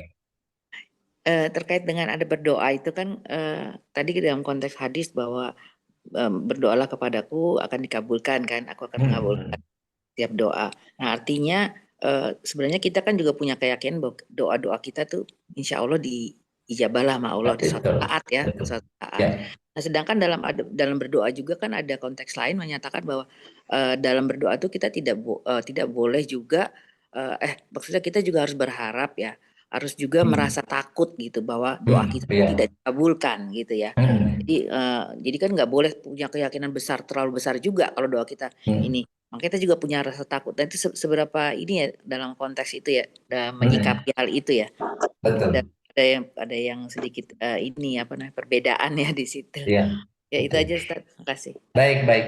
Jadi ada khauf wa tomaan atau khauf dan roja. Khauf dan roja. Jadi khauf dan roja. Jadi kalau kita berdoa, kita khauf dulu. Jadi khauf dulu maksudnya gini, khawatir doa kita tidak dijabah. Kenapa? Karena kita banyak dosa. Karena kita bisa jadi ibadah kita yang minus. Jadi khauf itu rasa khawatir sehingga kita memperbaiki. Jadi kekhawatiran jangan-jangan karena kata Rasulullah dia berdoa tapi ya Allah tetapi makanan yang dimakannya dari yang haram, bajunya yang dipakai dari haram macam-macam sehingga kemudian doanya tidak dikabulkan oleh Allah. Itu makna jadi khawatir sehingga kita mencoba memperbaiki apa yang terjadi pada diri kita supaya doa kita dikabulkan. Itu yang pertama, artinya tentang adabnya, tentang bagaimana aturan-aturannya sehingga kita berusaha untuk sebaik mungkin, seoptimal mungkin ketika sehingga rasa khauf itu mendorong kita untuk mengkondisikan kita menjadi layak doa kita dikabulkan. Itu maksudnya. Jadi khauf ya. Kemudian roja itu berharap pasti. Kenapa? Karena Allah menyampaikan atau Rasulullah SAW telah menyampaikan janji Allah bahwa faida sa'alaka ibadi ani fa inni qarib ujibu da'watad da'i idza da'ani. Allah itu tidak mungkin la yukhliful mi'ad, tidak mungkin akan menyelisih janjinya. Jadi sehingga roja itu menunjukkan bahwa kita yakin Allah akan mengabulkan. Jadi sikap ini memang terkesan seperti kontradiktif khauf dan roja. Tetapi itulah karakter orang yang beriman. Orang yang beriman itu ketika dia khauf, takut, maka dia coba memperbaiki diri. Melayakkan diri, memantas-mantaskan diri supaya pantas diterima. Ketika kita berharap ya Allah, satukan kami dengan pertemukan kami dengan Nabi, pertemukan kami dengan sahabat-sahabat Nabi, dan seterusnya. Pertanyaan kita adalah, apakah kita pantas? Apakah kita layak? Sehingga kita berusaha untuk memantaskan diri. Itu kata dari tindak lanjut dari khauf. Kemudian roja, karena Allah itu tidak mungkin menyelisih janjinya. Allah itu pasti mengabulkan sebagaimana disampaikan oleh Allah dalam Al-Quran atau disampaikan oleh Rasulullah. Sehingga khauf dan roja itu ketika disatukan, itu menjadi sesuatu ibadah yang berkualitas, ibadah yang bermutu. Karena dia pasti akan ibadahnya dia ikhlas. Hanya karena Allah saja. Karena Allah tidak akan mengabulkan kalau kita syirik. Ketika kita ada keyakinan dalam kita ada selain Allah yang akan memberikan manfaat, yang akan mendatangkan mudarat, maka otomatis doa kita tidak akan dikabulkan oleh Allah. Kenapa? Karena kita mempersekutukan Allah dalam berdoa. Dan ketika berdoa misalnya, ya Allah, ya Rasulullah, ya Syekh Abdul Qadir Jailani, kabulkan doa-doaku. Mungkin katanya seperti bagus, ya Allah, ya Rasulullah. Tetapi dia telah menjadikan Rasul sebagai sekutu dari Allah. Dan itu disampaikan oleh Allah. Makanya Rasulullah mengatakan, ini basyarum mislukum. Ketika ada yang mengatakan, insya Allah wa insyi'ta. Ada orang mengatakan, jika Allah menghendaki dan engkau menghendaki. Rasulullah marah.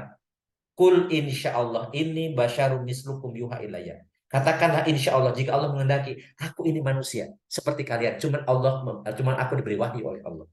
Jadi penegasan. Jadi jangan kita, ya, ada orang bersumpah demi Allah, demi Rasulullah, itu musyrik, nggak boleh. Kalau kita mengatakan demi Allah, nggak boleh demi Rasulullah, karena kita bersumpah itu harus dengan Allah saja, nggak boleh dengan Rasulullah demi Al-Quran macam-macam. Itu sepertinya Islami, tapi justru dia akan menyimpang, dia jadi musyrik. Demikian pula kita berdoa. Jangan sampai ada meyakini kalau kita menyebut Syekh Abdul Qadir Jailani maka doa kita dikabulkan. Memposisikan Syekh Abdul Qadir Jailani sama dengan Allah, itu udah musyrik besar. Jangankan Syekh Abdul Qadir Jailani, Rasul pun nggak boleh disekutukan dengan Allah dalam hal memberi manfaat. Bahkan ketika Rasulullah SAW bersedih ketika Abu Thalib meninggal, langsung turun ayat Al-Quran. Innaka la tahdi man ahbabta walakinallahu yahdi may yasha. Engkau tidak akan bisa memberikan hidayah kepada orang yang kau cintai. Tetapi Allah lah yang akan memberikan hidayah kepada siapa yang dikehendakinya. Itu Rasul. Maka dari itu, doa kita atau doa, jangan sampai kita mempersekutukan Allah dalam berdoa. Jadi, kalau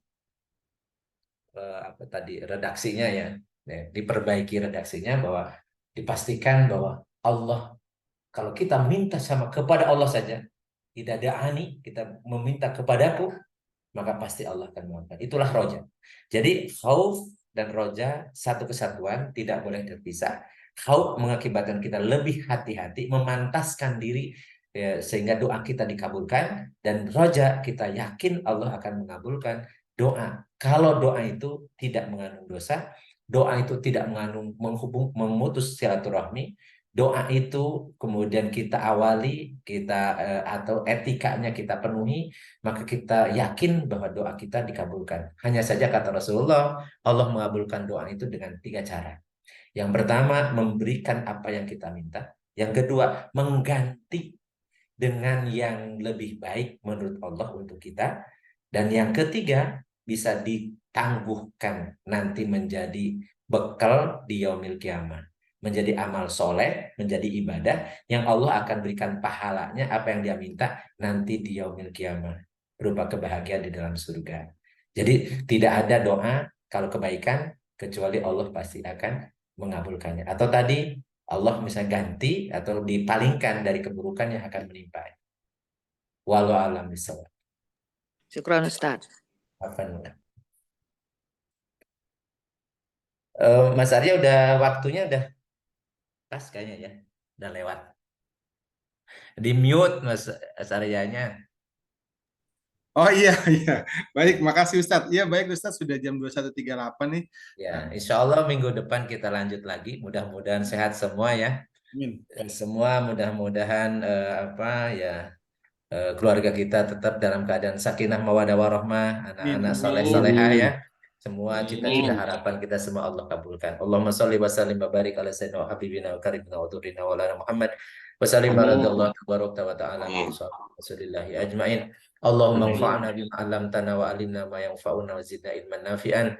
Allahumma yassir lana umurana kullaha wa la tu'assir alaina. Allahumma yassir lana Rabbana la tuzigh qulubana ba'da idh hadaytana wa hab lana min ladunka rahmatan innaka antal wahhab. Allahumma rabbana isfi anta syafi la shifaan illa shifauka shifaa'un la yughadiru saqaman. Rabbana hab lana min ladunka rahmatan wa ahlina min amrina rasyada. Rabbana hab lana min azwajina wa dhurriyyatina qurrata a'yuni waj'alna lil muttaqina imama. Rabbana atina fid dunya hasanah wa fil akhirati hasanah wa qina adzabannar. Wa sallallahu ala sayyidina Muhammad wa ala alihi wa sahbihi wa barik wa sallim. Subhanakallahumma wa bihamdika asyhadu an la ilaha illa anta astaghfiruka wa atubu ilaik. Subhana rabbika rabbil izzati amma yasifun. Salamun alal mursalin. Walhamdulillahi rabbil alamin. Billahi taufiq hidayah. Assalamualaikum warahmatullahi wabarakatuh. Waalaikumsalam. warahmatullahi wabarakatuh. Mangga semuanya. Allah khairan Ustaz. Jazakallah Ustaz. Sampai ketemu minggu depan. Apa kabar Om Imam? Alhamdulillah udah. Miss you. Sama-sama. Evel apa kabar? Belum ditraktir pindah kantor ya? Alhamdulillah baik. Belum syukuran semua pindah ya, kantor sehat. itu. Nanti aku main ke CNI deh. Ketemu Bu Aci ya. Iya betul. Tapi jangan lupa bawa itu nasi kebuli. Nasi kebuli insya Allah. Oke. Oke, terima kasih semua ya teman-teman. Bersama Kang Arya, Terima semuanya. kasih. Assalamualaikum. Salam.